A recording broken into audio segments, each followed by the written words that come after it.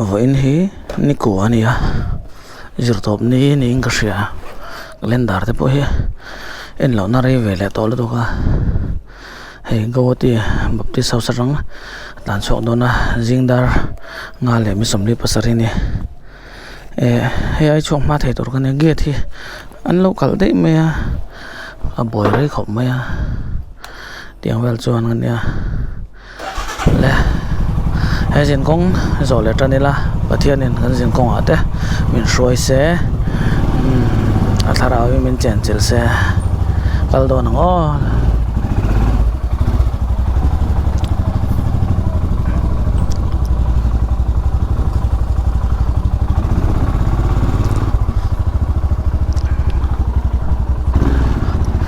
speed brake ren tam thei lei leng khopa GoPro hi po hi soi la soi no kada rei vak lawang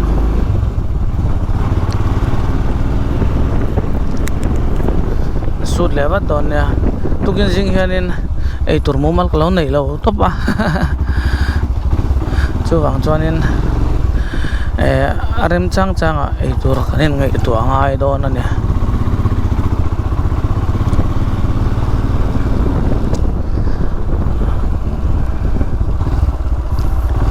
tha muang ve do mama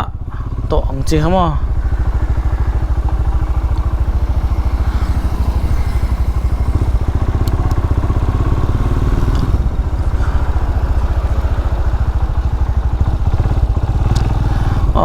ka GPS kal dik thei lawan siam thalok nga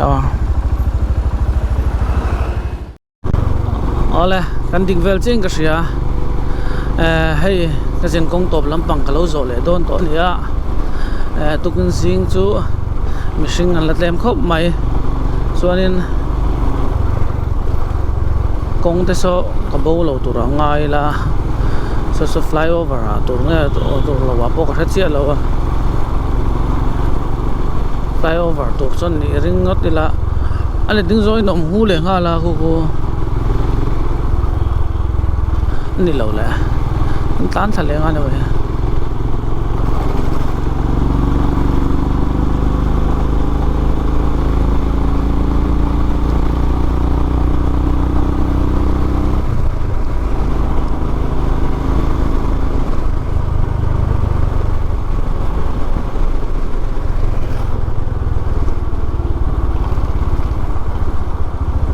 hi ti hiam ro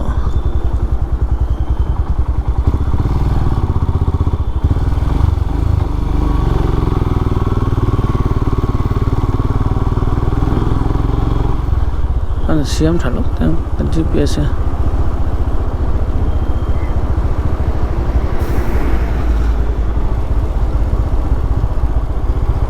ti deuh hu lo hian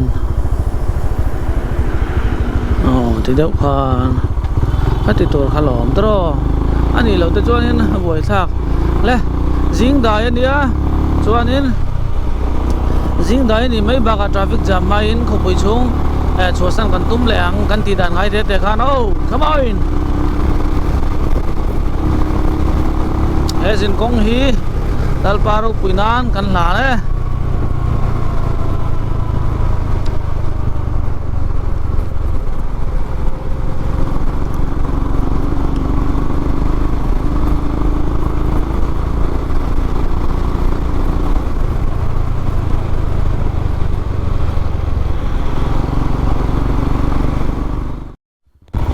sat lai so Jorabat rotana Jorabat hei tlan tlang tur ania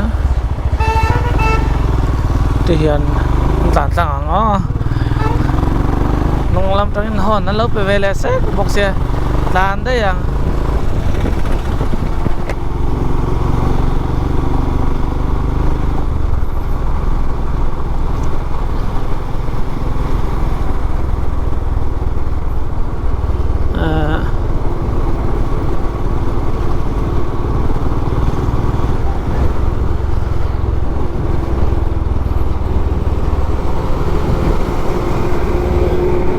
para kan tivel kan lo mo tai ve breakfast ani na mai tur kha om tat lo kal ko ki lai ve la rem rema in no po dan kan ngai tuanga hei go ti chu ka chua san don nai ani in langa National Highway 27 a koma chuanin National Highway 6 a kalut chho don ani mela ma se kem sum nga le point pasare ka mo dona eng puchuni se headline kong kan tlan lai kha first day ka threng ka bo to mo ka tia ka thleng har ka tel to go ti kha ka man mo se ka tlan chak sia chuanin pa to ka draw ka GoPro hi kan titlani kha ka soi to kha chuanin ka GoPro kha kan titla kha a chia tan ron chil som hi kan lau khopa chu mi chum chuanin hianin kong chak lai lam panga jok hian kan tlan tha ti jong hian ar em lai ka bai ka tran popa het lam pang hoi jong tuna kan tan hoi jong ka da popa me hianin mi jong kha block vai ta po mai ni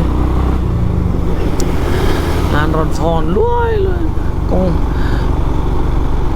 kong le lama chuanin mol thei nge mai ka tia kong le lama chuan kha bak dron ka nei si lawa ka tia eng ma lo chilowa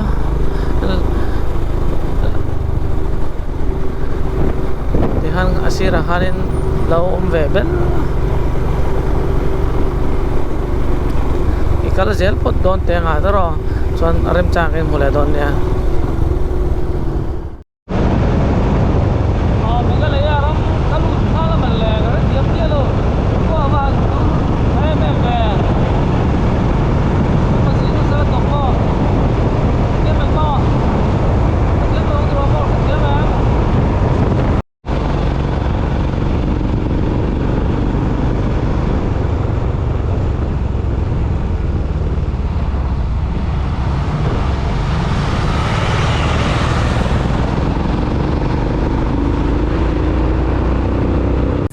ole tuna hian zingdar sarile chan ve angvel ani ta bor pani ka thleng chho ning ke ria kong kha ka shelo kan bo deu zen zon don ina langa ma se elaten boselaten minon thrila kong chho ve kania kwal sasia han thama se tlan har ka ti khop mai ka thei top kron chua ron chen chho ve zung ka du sia kan tlan zung turin kong kwal lak te le kong chho tlan te kha a har sa ve ta ma lo tong trai pui zelanga yangin ei bolo ka nuama alum lu tuk lawa tlong ta ka ron thleng chho thei tura po in ngai la thange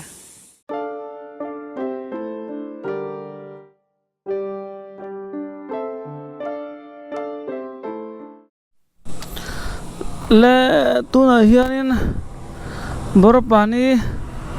an ti thin nge mai chu ka thleng chho ning ka sia ti hianin ka le zel dan tor po ka chuang lawa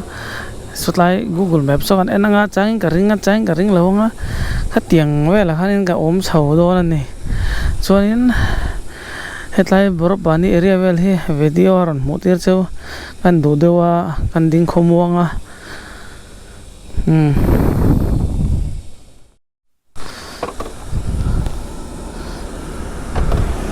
tlang ra ma hen chuanin cái ni bike hi chu pa ka boi ngak a boi thak ngal rui mai mo zeb lo soi chuan tu na hang ka bike wan nung lo teu em makrap GPS ke nanga envat Mizoram con mình lâu rồi là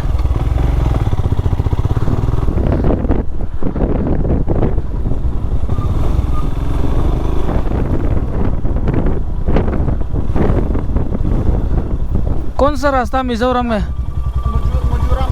हाँ सिलचर वाला ये वाला से इधर है ना सीधा शिलोंग है ये वाला ये मिजोरम शिलोंग बाईपास इधर है। हाँ हाँ शुक्रिया शुक्रिया।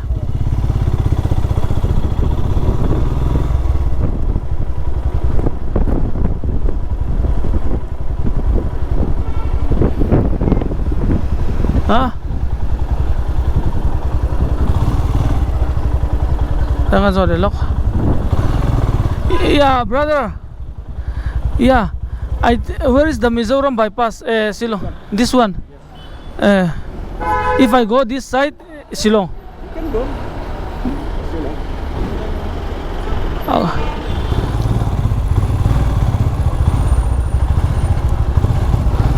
Oleh.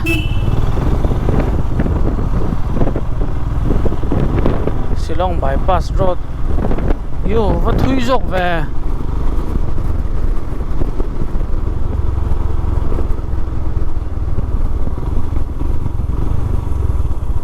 Ê là gần phone lúc tiền.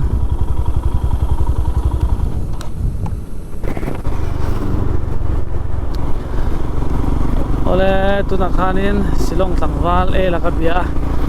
Shillong bypass lampang haka konfi lo wangin. Kan han kal le a kan an zot le mi pani pathum ka zot thina ni boi thak lai chu ka zo ma sak ber ni an ring lo ve an ti thina se rin lo wa ani san lo a zo kwal kha ka du ve ni he mi kong ni lo mi le kan nin deu kha le ka lampang khan aron chal ra ma de ka lu deu ro ni ngai sil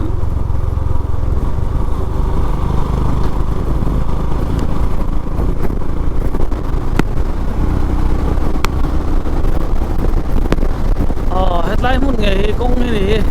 gawati ka theng nar lu du kai dai kong ni ngat nge manila o ka ti rum ru ma ka bo mo ka ti na mun khania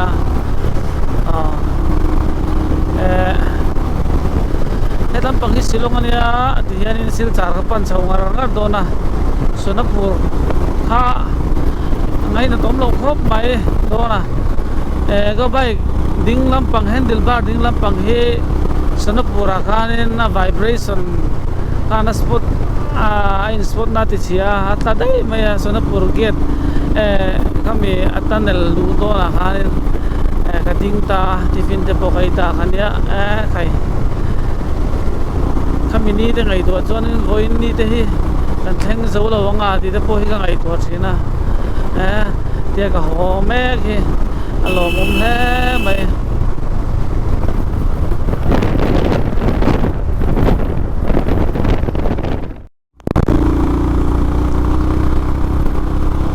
kaning lo to ka GPS ko mo kaning lo to ka GPS ko ni min soi bo tum ve char char ti kona ti ko la to pa chonin ko lo ko ve to ni ko dar ka so ban le minute khat la ta ngai pe yom lo ve voin le nak to thai to kan tang abak chua ma ni na về dar thầy đó cháu tục đi mò giang cho nó hiểu thầy đầu chuyện à giang cho nên khung cái xích chơi cái lâu mu hiểu lẽ bốc chuyện xe ông gì lâu nè với nhé cả mai lâu sòn rẽ này ngăn thầy lâu anh ấy đang ở bên thầy bắt máy đầu chuyện thế là cái nó upload về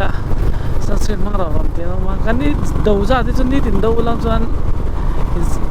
sunscreen thaber bon an de big zeu in ka ring lo kong a zau lo wa no me e tai kong phei ka thlen phei mai ro su na lai kha nia ta kal lama chuan signal leng ma ka nei lo wa ka signal nei lo tu ba kha này cái GPS bao nhiêu cũng thấy đâu ta, chứ bằng cho nên em mình cũng cái số lại bao nhiêu đến, bởi nó nếu các tộcมันnày thì các bạn xoay về lại thêm một chút nữa này, kan ma cho nên rồi kem thum anh ya, cái tay đi hin hồn tộc về đó này sẽ làm không xong ai cho mà.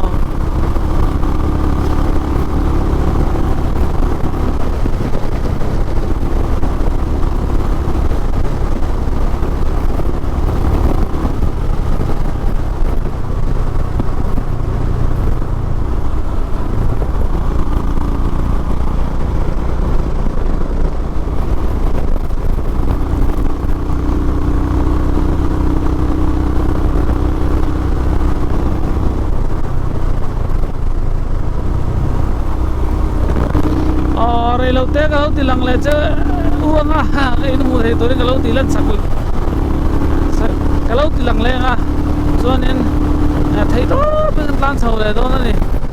kitlai ko nga traffic jam kong chia enge mo tok thei kan ni a Sonapur vela ong thalawan ti wangin thei to chua tak meng me ngai Sonapur area kalau theng chho thei ni chuan video ron siam le sam chu kan tum don nia ani o coach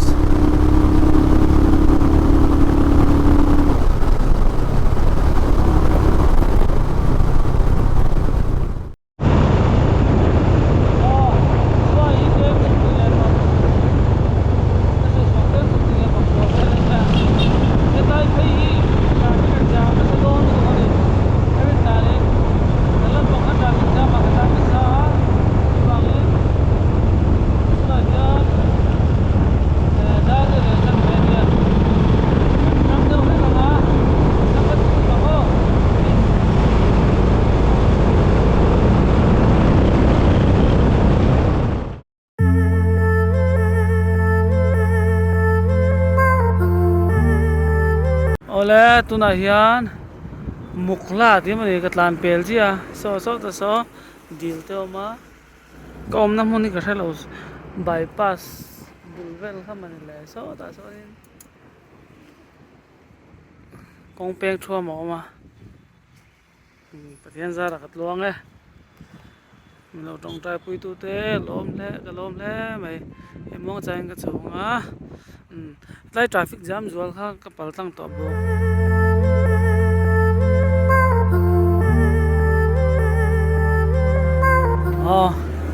hay là gym ba ya ko ma rian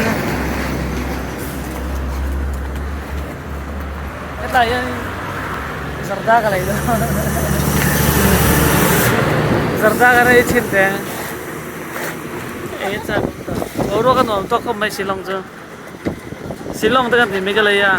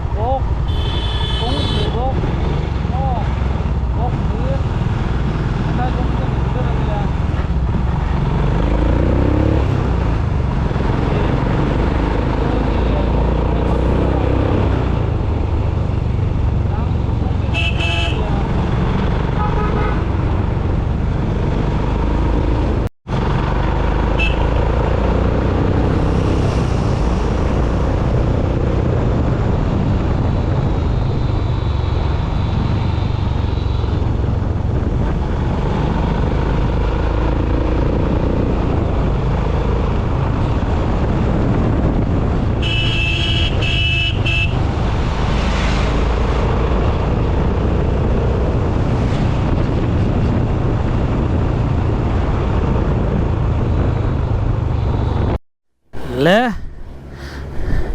tuna hian som pakhat le mi som nga panin nia sonapur ka thleng to a kong vel te tanel vel te kha in lo mu ve tan mania diak deuh kha enga din mun in lo thriat ve tan GoPro kan fita kat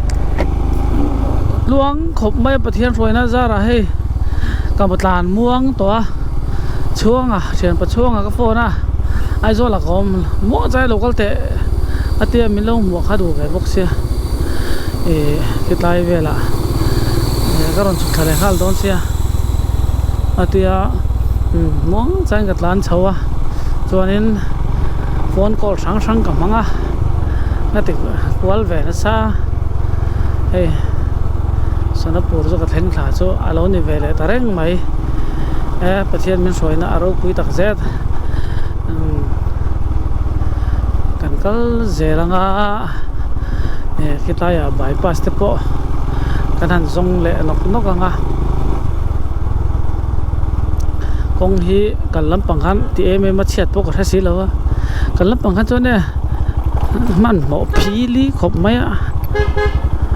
man mo dang ha tu takania soi hian siak lo hetlai sonapura ei mai hian lom kana kalgat kha atlak rik bul kong chia zong ha katlan mar vek mai sia so tai nge he lai vela hianin kha chol ta dei khan kamo tiffin te kha ka pa ya anu tiffin min siam sak te kha ka ai khania dam takin an tlan let thei te hi in mi tong trai puina zar tiang rei thleng thei ni van lom tak kalom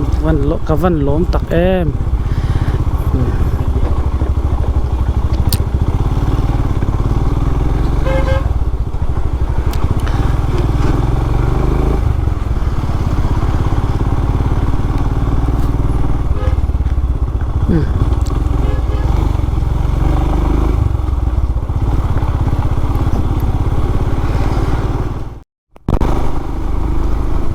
khin mu thei garinga atlang khi amin lok mai ni khit lai tlang min lai khinia kwal sin ti boy sa em tu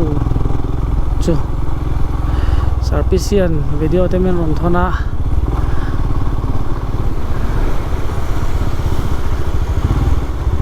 enge kan din hun tu na kan enang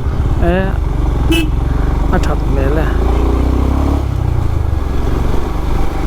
tura po ngai la beisela sonapur ber ka pel to chuanin silchar thlen kha chu ti dan om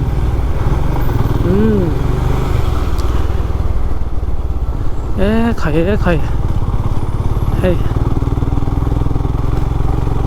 etlam pang chu aro thak maya le lampang enge din mun tur enang ve en ve leng o so satlam pang chu lei vunga tam via wani mel tunnel tlan hi ngai ka nei thei lawa ngong ka ti law hei lo min na sa mani hi wala wala na za en fa te lalban ni roi zele ti deu do ma ngo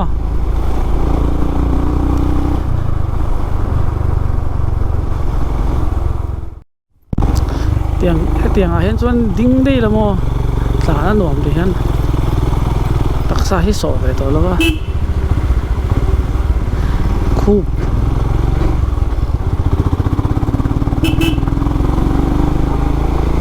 a hianin a sok observe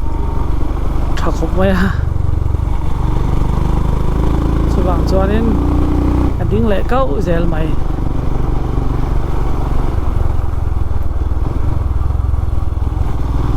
silchar kha bypass an ti ka the ve le tat lo mo ka han theng chawanga phone call ka mang chia manga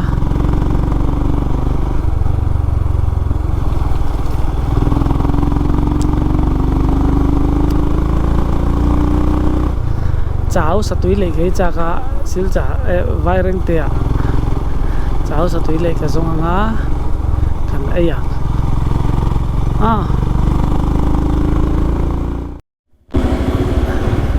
hei chu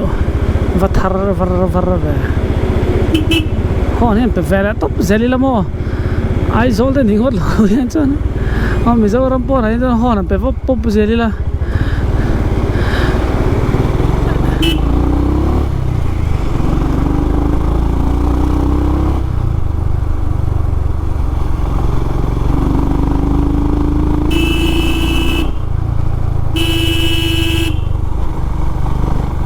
जैसे भी था आके मन सो तो दोन दो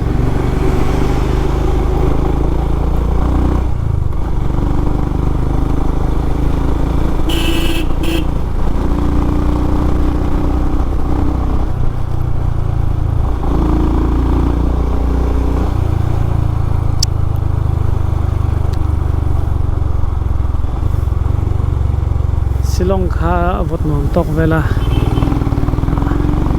hetlai chu lum vela zeka mase lum an ti po hianin kutlai UP le Lucknow kholum ne na jon te khin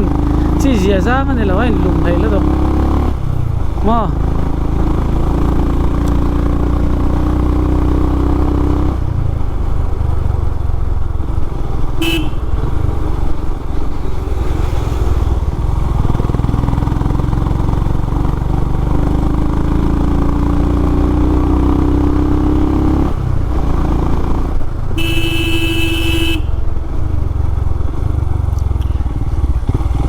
suk lom pangkha ni enti tlan hian ngai mo ka tlan le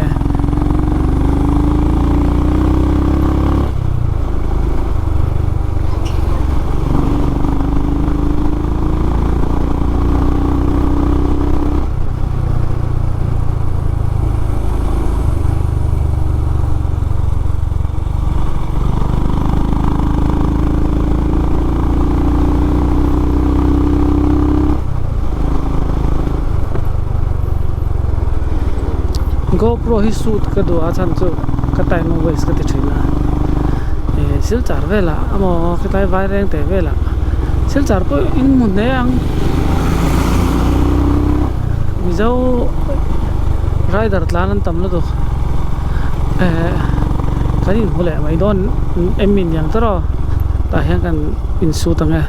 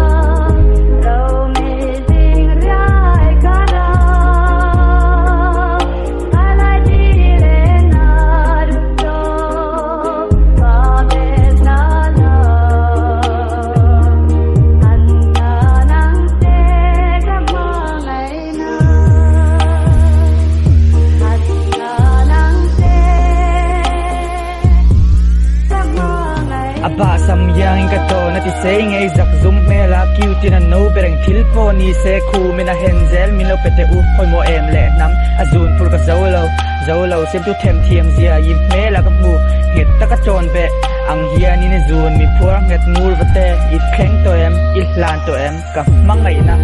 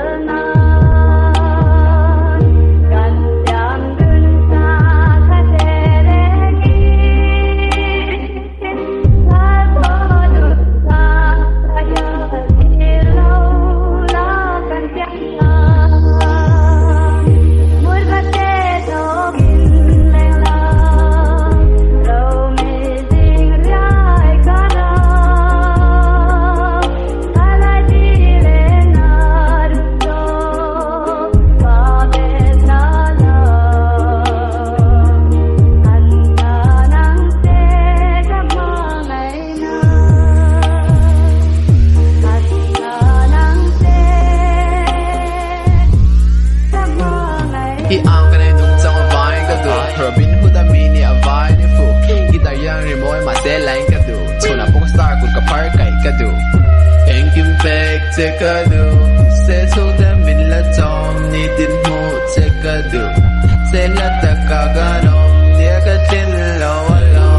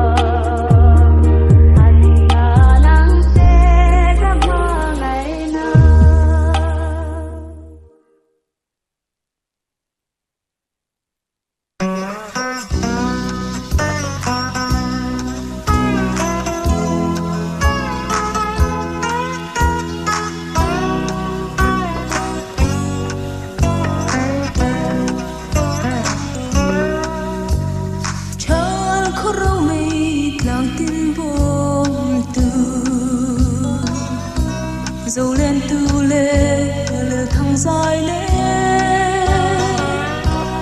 chuông chỗ part lan sir và lê hoa trong một phần lại đi tông lâu nền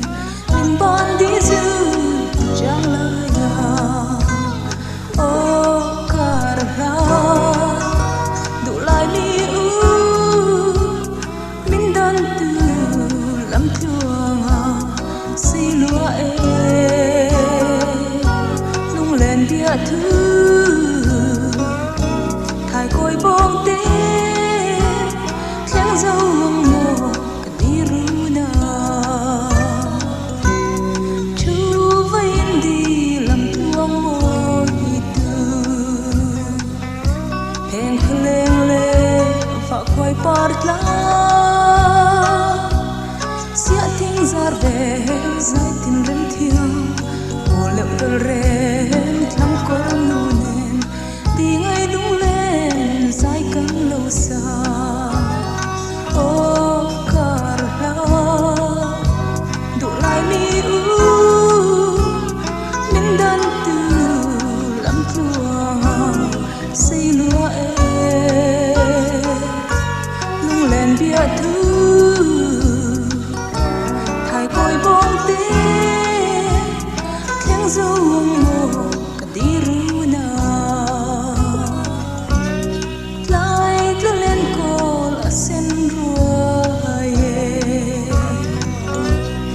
morundi na wang trapa zan tiang churta alo kai hian karavitla tlang tin pelin aloi mi runye ya o karla dulai mi min dan tu lam tuanga xây lúa lung lên bia thứ thải côi bông tê khéo dâu mồ cả tí ru na dân khuất lai run sang cay lại không thể nên mà tên cầm bé